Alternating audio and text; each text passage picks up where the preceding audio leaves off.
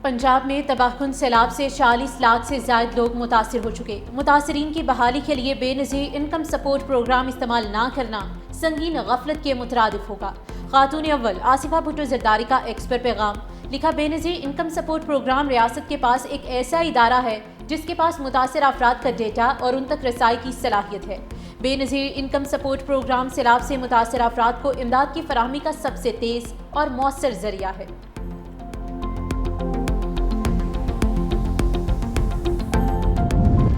وزیر اعلیٰ سندھ مراد علی شاہ کا کے ٹی بندر پروجیکٹ شروع کرنے کا عزم۔ امریکی ناظم امور نٹالی بیکر سے ملاقات میں سیلابی صورتحال، فوڈ سیکیورٹی، توانائی اور سیکیورٹی تعاون اور سرمایہ کاری پر تفصیلی گفتگو۔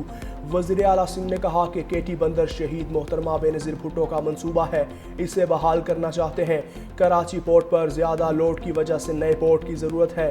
ملاقات میں شاہراہ بھٹو کو کراچی پورٹ سے ملانے پر بھی گفتگو۔ امریکی ناظم الامور نے کہا کہ امریکی کمپنیاں سندھ کے مختلف منصوبوں میں سرمایہ کاری چاہتی ہیں۔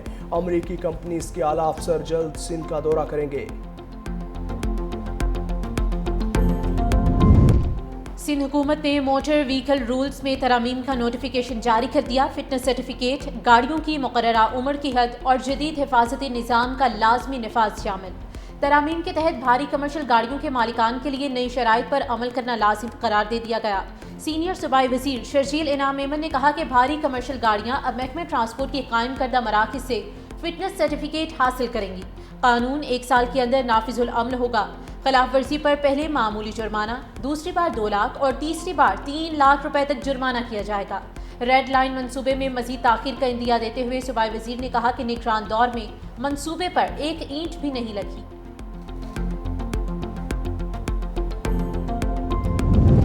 متحدہ رہنما فاروق ستار کی پیپلز پارٹی پر لفظی گولہ باری، میئر کراچی کو بانجھ قرار دے دیا۔ متحدہ رہنماؤں کے ہمراہ پریس کانفرنس میں فاروق ستار نے کہا تعمیراتی منصوبوں کو سیاست کی نظر کیا جا رہا ہے۔ پیپلز پارٹی کی حکومت سے عوام کو ریلیف کی کوئی توقع نہیں۔ گرین لائن منصوبے کو این او سی کا بہانہ بنا کر رد کیا گیا۔ میئر کراچی نے بڑے بڑے دعوے کیے مگر ایک بھی دعویٰ پورا نہیں کیا۔ 2008 سے شروع ہونے والا K4 منصوبہ اب تک مکمل نہ ہو سکا۔ کینال اور فلٹریشن پلانٹ کا کوئی بھی کام 14 سال سے نامکمل ہوا، ان سے تو نالے بھی صاف نہیں ہوتے۔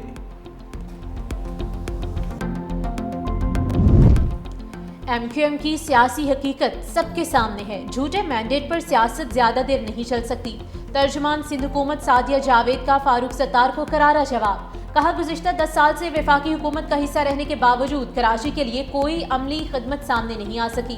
ان کی سیاست ہمیشہ نعروں اور بیانات تک محدود رہی۔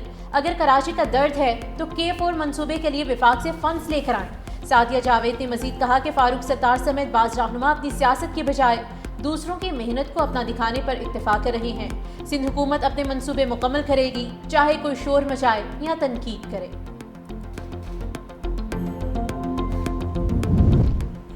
پیپلز پارٹی کے آغا رفیع اللہ نے سرکاری افسران کی دوہری شہریت کا معاملہ پھر اٹھا دیا۔ قومی اسمبلی کی قائمہ کمیٹی نے بیوروکریٹس کی دوہری شہریت پر پالیسی کے لیے 90 روز کا وقت دے دیا۔ آغا رفیع کا کہنا تھا 19 سال بعد بھی سپریم کورٹ کے فیصلے پر عمل درآمد نہیں ہو سکا۔ وزیر دفاع نے پرتگال میں اعلیٰ بیوروکریسی کی جائیدادوں کا انکشاف بھی کیا۔ وزیر اعظم نے ہدایت دی ہے تو سیکرٹریوں نے اس پر عمل کرنا ہے۔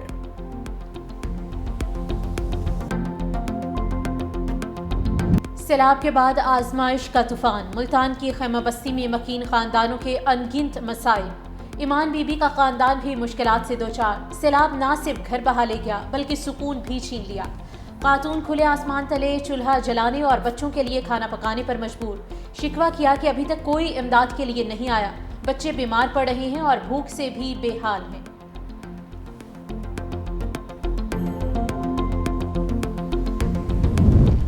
سندھ میں ضمنی بلدیاتی انتخابات کے لیے پولنگ کا آخری گھنٹہ، ووٹرز شام 4 بجے تک ووٹ ڈال سکیں گے۔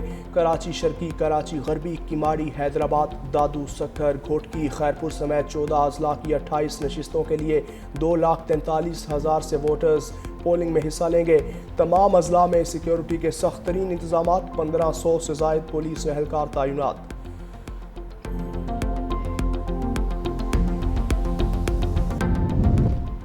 کراچی والے ہو جائیں ہوشیار، اب ٹریفک قوانین کی خلاف ورزی پر چالان گھر پہنچے گا۔ شہر قائد میں فیس لیس چالان سسٹم 1 اکتوبر سے فعال ہوگا۔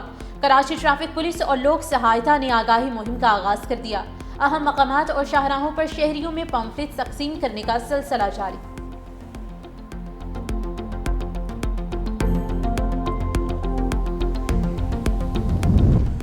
اسرائیل کی پشت پر امریکہ ہے، غزہ میں جنگ بندی قرارداد ویٹو کرنا اس کی واضح مثال ہے۔ امیر جماعت اسلامی حافظ نعیم الرحمان کا مرکزی مجلس شورا سے خطاب، کہا اسرائیل کی جانب سے ایک کے بعد دوسرے مسلمان ممالک کو نشانہ بنایا گیا۔ پاکستان، سعودی عرب معاہدہ مسلم ممالک میں اتحاد کی طرف بڑھنے کی جانب ایک قدم ہے۔ وادی تیرا جیسے واقعات سے اداروں پر عدم اعتماد بڑھے گا اور عوام سے دوریاں پیدا ہوں گی۔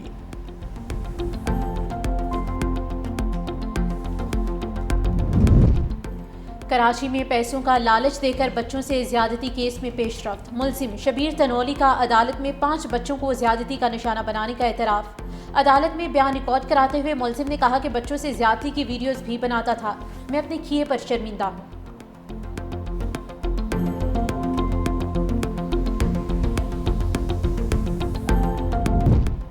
غزہ پر اسرائیلی فوج کے فضائی اور زمینی حملوں میں شدت، 24 گھنٹوں کے دوران غزہ میں مزید 30 فلسطینی شہید، متعدد زخمی ہو گئے۔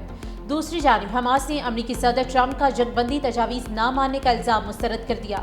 کہا امریکہ سمیت پوری دنیا جانتی ہے کہ جنگی مجرم نیتن یاہو نے جنگ بندی کی ہر کوشش ناکام بنائی۔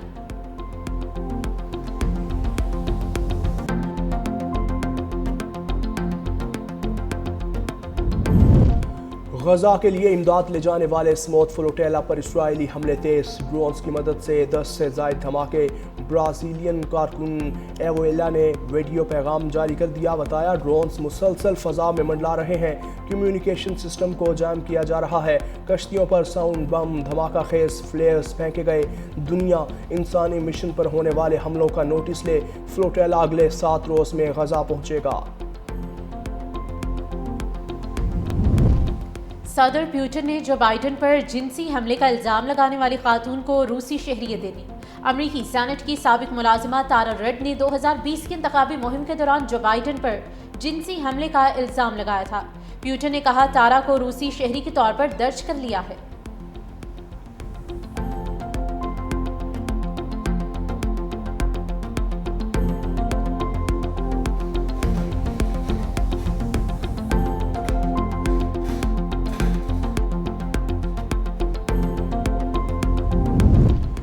بینکاک میں اسپتال کے قریب سڑک پر بڑا گڑھا پڑ گیا، ٹریفک کی روانی متاثر، 3 گاڑیوں کو بھی نقصان پہنچا۔ انفراسٹرکچر کو نقصان پہنچنے سے قریبی علاقے کے لوگ دوسری جگہ منتقل۔ گورنر کا کہنا تھا سڑک بیٹھنے سے بجلی کے کھمبے گر گئے اور پانی کی پائپ لائنز متاثر ہوئیں، مرمت کا کام جاری ہے۔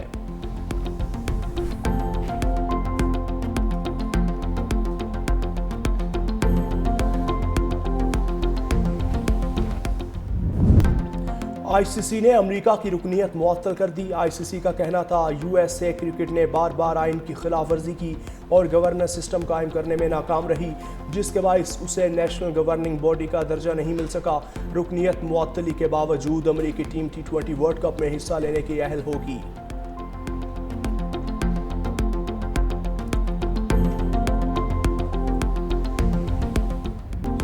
اور محکمہ جنگلی حیات خیبر پختونخوا نے ٹرافی ہنٹنگ پروگرام کے لیے 39 پرمٹ جاری کر دیے۔ مارخور، آئی بیکس اور گرے گورل کے شکار پرمٹس کی نیلامی سے 54 کروڑ 27 لاکھ روپے سے زائد ریکارڈ آمدنی۔ گرے گورل کے پرمٹس پہلی بار نیلام کیے گئے ہیں۔